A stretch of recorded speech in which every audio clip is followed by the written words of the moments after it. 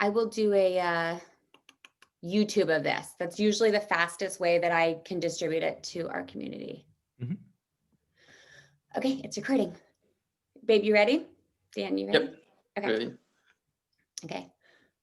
Hi, Embassy Lilongwe. It's Autumn, your Chloe, and I'm here today with Sifu Thommy and Major Daniel Seibel. You guys all know him as my husband. And Sifu Thommy is a self-defense instructor, and he's going to kind of walk us through the importance of maintaining situational awareness and best practices for self-defense when operating abroad and then also domestically. So hopefully, if there's interest in this at a later time, we can set up some virtual training sessions where we can put these tactics that Sifu Thommy is about to discuss into practice, I guess, into action.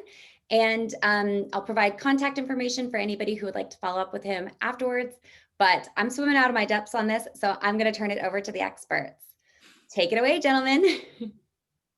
Thank you so much, Autumn.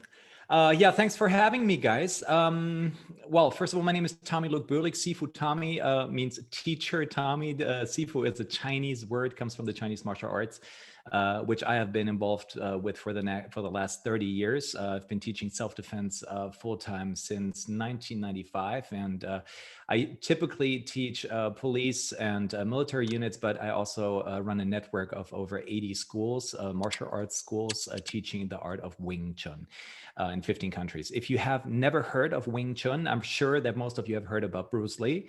And if you heard of him, then you know what Wing Tsjun is all about. So it's a very direct, very effective, dynamic method of self-defense. And it's no nonsense self-defense. So the idea is that a fight must never take longer than 2 seconds.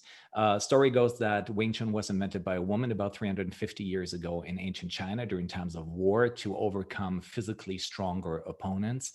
So how do you do that? How do you defend yourself against somebody who's stronger? Well, you need the most unfair methods of self-defense, such as eye gouges, strikes to the throat, strikes to the solar plexus, to the groin, to the knee, to the ankle. So all of these things that may not be nice, but they may actually end a situation that is dangerous or potentially dangerous in a very short period of time. When I say potentially dangerous, then self-defense is really, or the physical part of self-defense is actually just one of the components that I will teach. I also go ahead and I teach self-assertiveness, awareness of your surroundings. Where am I? Am I alone? Do I have people that I have to provide for, that I might have to defend? Is it just me? Is it my family? Am I in an environment that I'm familiar with? What are the things that I can use if need be? Or what can I do to familiarize myself with a strange environment quickly so that I can use my surroundings for my benefit and so on.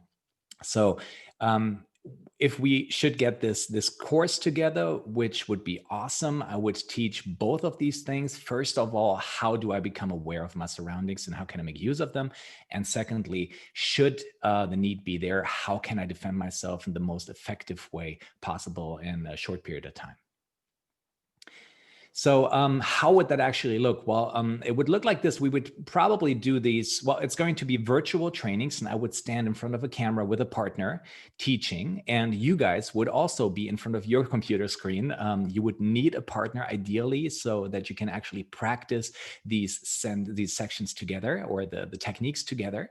And then it would be like, I think a week, an hour long, and we would do that every week or so until you have sufficiently learned to defend yourself with these kind of techniques. It's going to be very direct techniques. There's going to be no nonsense techniques. It's not going to be flashy, beautiful, jumping, spinning, turning techniques, but really just straight down to the point. I'm excited. I saw the, I'm going to include the YouTube links to some of Tommy's, I don't know if you call them trailers, but they're little vignettes of how to use self-defense practically. Like, especially as a woman, you see people fighting and you're like, I wouldn't even know what to do. And operating in an overseas environment, we only get, I believe, direct hires and EFMs, spouses, family members. Well, not even all family members, just the spouse and the direct hire usually get. Dan, how long was combatives training? Like 2-3 hours? Yeah, it was about it. Yeah. And they're like, this is what you do. And so you go into this room, and especially if you've never ever done self-defense before. So Dan is in the US Army, and he used to do combatives training. And when we were young, we would do combatives together. And then we realized maybe it's like not a great thing for our marriage. I grew up with 4 brothers. I can get a little competitive. And he's like, we're going to need to like maybe find a sparring coach or a sparring training partner, something like that. Yeah. And then we never got around to it. But so when we had our State Department training for how to maintain physical safety abroad, it's a really it's a short condensed course. It's called fact training. So for anybody who's watching this and you're familiar with fact training, you go and you learn some really incredible life-saving techniques, but it's a lot of information all at once. You're learning how to tie a tourniquet, perform the Heimlich, cauterize a wound in the field, get your gas mask on, evacuate a burning building, and then fend off an attacker, right? So it's a lot of information all at once. And I felt, I was grateful for the opportunity to get like a big view of everything coming my way in an international environment. And we actually had that training in between overseas posts. And I thought, wow, like everybody should get this before they go overseas, but that's not always the case. Sometimes people are overseas and then they have to come back for the training. With our current environment, they haven't been able to do it in person. And so there's some key things that individuals might need to stay safe abroad. So specifically at our post, I'm going to turn it over to Major Seibel to talk about some of the like local disruption that happened in the country that maybe it would have been nice to know, like what are some things, Major Seibel, that Sifu Thommy could teach us when things get a little bit turbulent, especially in a foreign environment? Because we can talk about what goes on at home all day, but most of us right now are overseas and we're already operating in a foreign environment. And I'm hoping, Major Seibel, you can talk about that aspect. And then Sifu Thommy, you could talk about how self-defense can be something you take with you no matter where you go. Because that was the idea in fact training. It's like, if you have these key techniques, which like I think I remember like a throat strike. I don't know. I'm like, do you attack first? Do you posture later? Because you're in such an intense environment, learning all of this, that you're what is that called? Your fight or flight. You're already in a triggered state trying to learn. And you're like, what? Wait, this guy's going to hit me with a pad? Oh, okay. We're doing strike kicks. Yeah, this is fun. Okay, now this is fun. And then you're ready to learn and it's over and you never go back. And so I feel like this would be a really great follow-on to anybody who's been to that training already and is like, yeah, I've already forgotten. That was 2 years ago. I'm just going to have to go with my instincts, like get in a ball or go for eyes. I can't really remember. Or hope for the best. So Major Seibel, can you take it away as far as like operating in a foreign environment and the different types of things we might see at an embassy? Kind of ours and generally. Yeah, Tommy, I think one of the things that stuck out to me when you were discussing was that situational awareness and just, maintaining awareness of kind of the responsibilities and the threats that you have around you. So I think that's one thing it's important for everybody to, this would serve as a good reminder for them, because, some of the things that we run into or that we have seen within the past year or so at our post here has just been, situations where you might roll into an area unexpectedly where there's protests going on, where there's people that maybe are coming out of protests. You're dealing with smaller groups of people that have been out all day, that are, a bit aggressive. They're hungry. They've been out in the sun, haven't really gotten to rest. They've been on their feet all day, and they're really hyped up about what they were just getting involved in. So in seeing some of those videos that you had shown just about the importance of being able to diffuse a situation, be able to step back and, only ensure that you take those physical response measures after you've tried to de-escalate a situation. I think all those things are really valuable. And I think what this activity would really do for a lot of people is instill that muscle memory. So, I mean, I know that you're fully aware of just how much you have to practice and rehearse these things if you're going to be able to respond with them, especially when you're under stress. you're not able to think, you don't have time to think or to react. So I know that's one of the things that I've always learned in the different training that we've received, either just, martial arts backgrounds or just the close quarters type combat training that we might get. But I think regardless across the community, this would do a lot of good for us, regardless of background, whether it's law enforcement officers, military background, because or just State Department officials, diplomats, because we all know that despite the breadth of the wide range of backgrounds that everybody might have, these are certain skill sets that aren't always taught in a lot of martial arts backgrounds, or if they are, it's something that a lot of people don't have the time to dedicate professionally towards martial arts mastery, and they could still benefit from a lot of the things that you're teaching, just with how to get out of situations, maybe to end them quickly, and to go from there. So I think some of the things that might also be useful for is you might be developing this sort of curriculum is obviously the hand-to-hand type scenarios. But I know one of the other threats that's here in Malawi specifically is you see a lot of people out with panga knives, which are like machetes. So I know that was an option that you had thrown in there, that maybe introducing some ways um, to diffuse threats whenever somebody has an edged weapon or something like that, and you're unarmed. So I think all those things would be incredibly valuable. Yeah, I think the main thing that you just pointed out is that with everything physical, you just have to practice it. And if all you have in your head is just a multitude of techniques that you cannot recall when you're in a stressful environment, then it makes a lot of sense to actually, instead of having thousands of techniques on your mind, it's just one concept. And that's the way that we teach these self-defense methods. You just have to have one method in your brain that can kick in despite the fact that you're put under immense stress.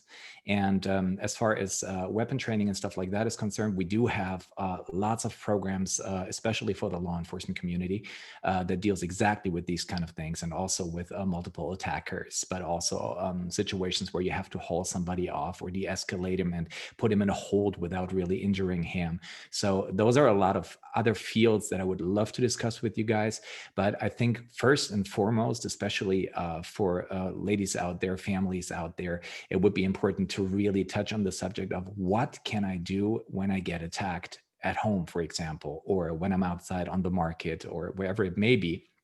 And not having to think much, but being able to react or to respond reactively, rather than having to think a lot of, okay, what was that again? What did he tell me when somebody chokes me from behind? Oh, and then the situation is over already. So yeah, I'm pretty sure that we can do a lot of things there. The interesting thing is that a physical fight usually consists of 5 phases. And if we know that these escalatory phases exist, then we can also take measures to diffuse them. The first phase is the visual phase. If I realize that somebody is giving me the eye in a very bad way, then and I know what I can do in order to just leave the situation in a safe way. And this is something that we have to train, obviously, where most of the time, especially us men, have problems with testosterone and so on, what you're looking at, then this is a very good way of how to de-escalate that situation. If this doesn't work because we were being stupid or because something else happened, then this takes us into the verbal phase. And it's much harder to get out of that verbal phase, be it, hey, honey, can I buy you a drink? Or be it, what the hell are you looking at? So how to deal with these kind of situations in a de-escalatory way is also part of what we do. Now, if this shouldn't work, then we move on to the next phase, which is the pushing phase. That's usually what happens afterward. I get pushed against the wall or whatever before the actual physical escalation happens, when the first punch or kick or whatever is being thrown. And then, ultimately, this whole thing can land on the ground. And all of these are phases that I would love to cover during the course. I'm excited just listening to all that. There's so much that goes into living in an overseas post, and sometimes physical security can be the top and the bottom priority at the exact same time. And we've been in situations where I've thought, what was I taught? What was I taught? And your instincts kick in. And I love what I'm hearing both of you say about first de-escalate and then muscle memory. And, you know, it's only through kind of putting our bodies into the movement of it, especially I think women, because I know that when we were doing the training, it seemed like the women were at first kind of like, I don't know about this. I don't know about this. Hi-ya! And then we were into it. And we were like, okay, we're in our bodies and we're ready. And then it was over. But I saw a lot of, I don't know, like instinct coming up, but it was like what to do with that instinct and how to know, like if somebody, like you said, if you see them, do you get ready to fight or do you stay passive? And then just knowing how to kind of read those cues. And in a virtual environment, it's going to be a little bit more difficult than when you're in a in a training, in a sparring, or I'm sorry, like a training facility where your body is actually going through it. But if we could structure something where individuals have a training partner, somebody that they trust, and they can just get that kind of muscle memory, especially when they're like, if you could speak to this, Sifu Thommy, the difference between training when you're in a heightened state and training when you're just like, it's just a Tuesday and I'm just going through, you know, hopefully by now you guys have all seen the trailers and you see, you know, Sifu Thommy moving his hand. You're like, whoa, how do you do that? And we're not going to become trained ninjas. Sorry to be funny, but we can get some muscle memory into our bodies. So could you speak to that, the difference between learning in like a relaxed environment versus a heightened environment? Yeah, of course. It's interesting what happens in our brains. The problem is that once we're in a real scenario, in a real dangerous situation, we don't only have to face our opponent, but we also have to face our own fears. Now, in order to be able to actually jump into action, even in a scenario where I'm extremely fearful, this requires a lot of training first in a very relaxed state, in a very relaxed, fun environment where it's, you know, it's cool. Oh yeah, show me this technique. Oh, that's cool. And now do it like this, and then like that. Wow. So all of that is good, but then you need a lot of repetition and actually in stages increase the intensity of that training so that you can that the odds are on your side when it comes to reacting in a really dangerous situation. So we're going to start it out very lightly and in a very fun way, but later I really encourage everybody to just put aside, and I know it takes a mind shift in order to do that, but to really don't look at your partner as the friend that you have right now, but really put it into a more realistic environment. Not too much, so both of you can go home unharmed, but it makes a lot of sense to actually, to actually play through these scenarios in a similar way that they could take place. And then is this something that maybe not children, but like either young adults or even kids? I mean, in some ways, I think maybe we could do a separate, like a standalone workshop for children on just maintaining safety, kind of what to look for so that it's age appropriate, so that we're not, you know, getting these kids in there above their heads. But I'm teaching children self-defense and then upper adults, teens and adults, because as I was saying earlier, the only people that go to these trainings for State Department is the direct hire and their spouse. They don't send family members, like children, adult children, maybe like college age children. With the way that the pandemic has shifted things, we have a lot of college age students actually at post, probably for the first time in State Department history, having this many young adults at a post. So that presents a unique situation where, you know, take it before the pandemic and you've got up to 18 years old in a house, and it's you're kind of looking at a traditional structure where there's an adult present and then children. Now we have this gap, or this group of 18 to 22 to 23 to 24. We've got some folks who are in their master's programs who are suddenly not able to live on campus, and it's like, I guess I'm going back to mom and dad's house. Where's mom and dad? Oh, mom and dad are in Lilongwe, Malawi, like, or dad and dad, whatever. Like, where are my parents? And so now the State Department has this group of individuals who maybe grew up in the State Department, and they're called third culture kids, meaning they are from predominantly the United States, but have been raised abroad in different environments. And so they have some situational awareness, but maybe their parent is at a new post that they've never been to, or they're sponsoring, you know, their grandparent, whoever their whoever their previous guardian was, whoever they're living with. Or their parents have come into the State Department later, hey, kids are in college. Let's do that State Department job. Let's take that second, what do you call that when it's like your second trip around the sun, like a new occupation when the kids, empty nesters. We're empty nesters. Let's take that State Department job. And now you have young adults who are between the ages of, 18 and 22 or 23 who have never lived abroad. And now they're living abroad with their parents. How could they benefit from this? Like, specifically going out to, I don't know how many clubs are happening right now, but being out in the ways that young people tend to be versus, somebody like us. We've got kids. I need to know how, if somebody comes up to me at the grocery store, for example, and I'm trying to load something into the car and I've got a baby, also be looking over my back to see, is somebody, are you you're way too close. Cause that actually happened to me recently in the Lilongwe.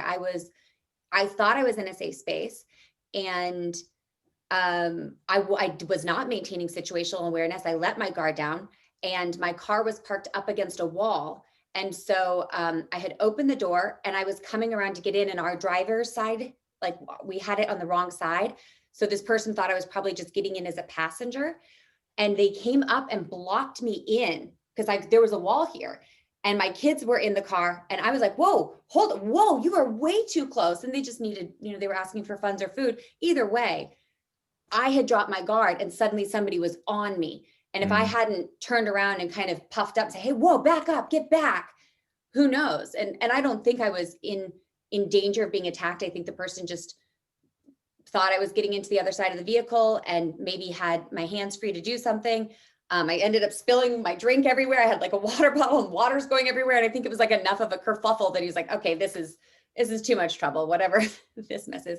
But that's what I'm kind of like, in this training, would we be able to either focus it so that people in different groups, or does it just apply to everybody?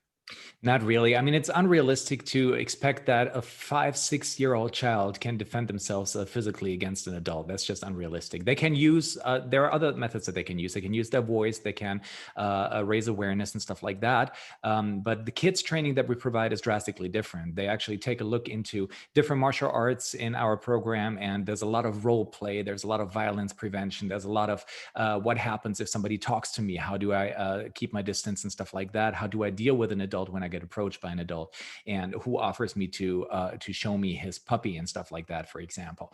But that would be a specific program dealing with life skills and role plays and lots of fitness exercises. So that's a different story. But speaking about realistic self-defense, here role play is also extremely important, and it's, I would say, everybody who's at least 12 years of age, 12 or 13, that would be appropriate to participate in that kind of group, because we're also going to talk about things like you're at a party, and all of a sudden the boy is getting too close. What do you do? Or all of a sudden he does something that you don't want him to do. What do you do in this scenario? And as long as 12 to 14 years of age, as long as that age has been reached, I think they should be able to work with us, because the program is designed for physically weaker people to work against somebody who's, 250 pounds when you're only 100 pounds. So if it doesn't work, I don't teach it. That's exactly the way that the program is set up. So if that's not the case, then has no business in what we do here. Perfect. Yeah, I'm excited for this. I'm excited to Me too. set it up and see and be able to learn. Dan, did you have anything to add? Yeah, Tommy, I think it's aside from all these really valuable skills that you'd be introducing, I think this is just a good time for it. The threat of always possibly coming upon something that you weren't planning on, that's always going to be there. But especially in this time where everybody's been kind of separated, isolated in their own homes, they don't get to go out and kind of mentally do different things that would get their minds off work, or they're just kind of stuck at home without much variety. I think this is just something that, from a mental health and a variety and an entertainment perspective, even though it's a serious topic, I think that it's going to bring all those things to a lot of people as well. So I mean, I personally value it just because of the skills. but I think there's a lot of secondary effects that it's going to do a lot of good for people also. We're definitely going to have a blast. It is so much fun. That's another thing. Yeah, Awesome. I'm looking forward to this. During the pandemic, we ended up as a family doing a lot of walking in the evening because suddenly we were confined to our home. And we're fortunate at the embassy that we're at to have pretty big properties where we can get outside and have green space. Not all embassies are like that. When we were stationed in South America, there were a lot of individuals in high-rise apartments, and you can be kind of condensed in, and then you're like, okay, I just got to get out. Like I got to get out. I got to clear my mind. And then you're like, not safe, right? Especially if you're a single female or you're physically like inferior, or you feel physically inferior to your attackers. Also, like most individuals abroad don't carry any kind of self-defense weapons. I recently started carrying a small pocket knife because we had a physical safety issue during the pandemic. When we were walking, we thought we heard somebody being attacked. Thankfully, it was just an animal, a wounded animal, but there was a group of us who thought we were about to interrupt something. And as much as you don't want to run in and play the hero, if you think it's like your loved one being hurt and there's literally no one around, there's, yelling for a guard that doesn't exist or that's sleeping somewhere who's nowhere to be found, right? We live abroad. We kind of know what we're dealing with. And to feel so scared, but knowing you need to take action, like, that's why I started carrying just a pocket knife, just to have something that I felt like, okay, I was bit by a dog when I was out walking. Like, you just never know what's going to come up on you. That's why you get your rabies shots. But to like have that feeling in your body where you're like, I am safe to go outside and exercise my body, knowing what I know about my situational awareness and the environment in this country. I have autonomy in my body, and I have situational awareness. I don't have my music up too loud. I can do this. And I think that is really important because we're seeing, a lot of people just staying inside, and then that contributing, like Dan was saying, to this kind of mental deterioration because it's all work and no play, but it's also all work. And when it's time to relax, there isn't that relaxation. I mean, I know I can only speak for our family abroad, but I would have to wait for Dan at 2 posts that we've been at to get home to then say, can we please go for our walk now? Like, can we get out of the house? Like, I've got the stroller, I've got the dogs, I've got the kids. Like, you ready? Let's go. And that's not a fun feeling. And so just, for everybody to be able to feel independent. And I'm sure there's a lot of like State Department women out there who've been like, what is this girl talking about? I'm fine. But it's always nice to feel really strong and empowered in your body. So yeah, I'm sure that not everybody needs it, but it's definitely a nice to have. And hopefully you never get into the situation where you need it. But if you do, hey, why not, right? It's always good to at least have some weapons there. And then as far as like, I guess that was another thing, like physical fitness. So I see having self-defense training as a way so that then I can go out and exercise freely, like run or walk or do whatever, so that I feel safe should, heaven forbid, anything happen. But the actual exercise itself, like that is physical, right? Like that's yes, like, it is very much so. It's going to be a great workout. You better bring your athletic clothes and sports clothes and stuff like that. You're going to be doing a lot of sweating. Very cool. So if we're doing, so what would people, that's a good segue into this. So once we start these, what exactly are folks going to need to show up? Like gym clothes, shorts, or like running shoes? I don't know. Like what do we need? Anything you feel comfortable in, but have some sneakers.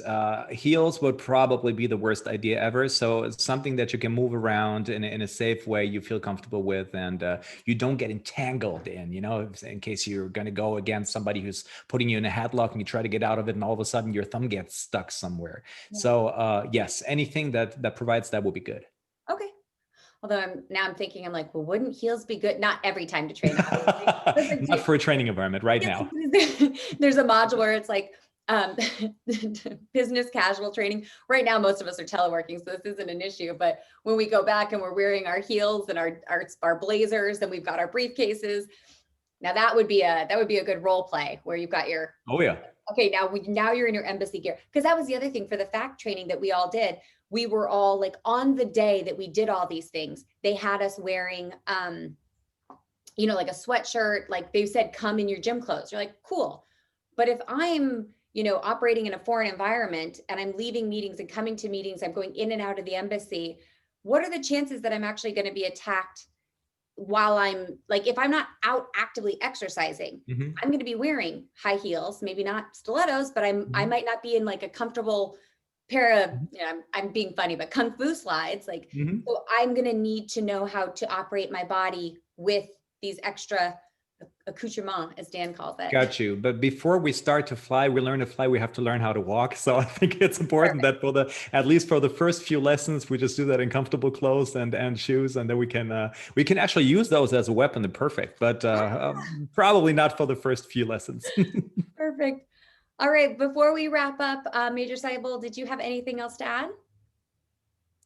Thanks. I mean, Tommy, it's a good point. I think maybe, or hopefully by the end of it, if people stick with it, that could be something that maybe they build up to, or, once they get enough practice with the skills that you're going to be teaching, maybe that's something when they continue to do it on their own, that they do it in whatever clothes, whatever materials they would normally be out with. Because, I know with the military, it's a cliche saying that we have, but it's train as you fight. So for us, that's typically what we would do. Like you said, you learn the basics, you learn the skills in whatever manner, whatever environment's going to be the most realistic. But then ultimately, once you get comfortable enough with those, you want to get to the point where you're doing it exactly how you would in whatever sort of environment you're going to be doing it in. I think, Autumn and I joke about it a little bit, but I know when it comes to buying clothes and what I wear to work,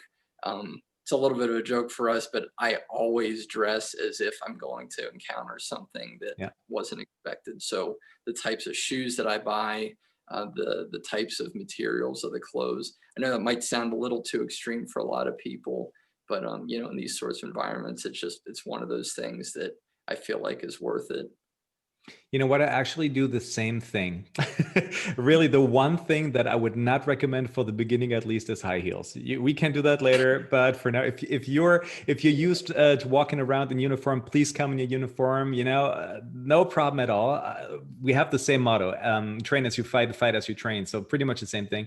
Just for safety aspects for the ladies, for the first few lessons, please, no heels.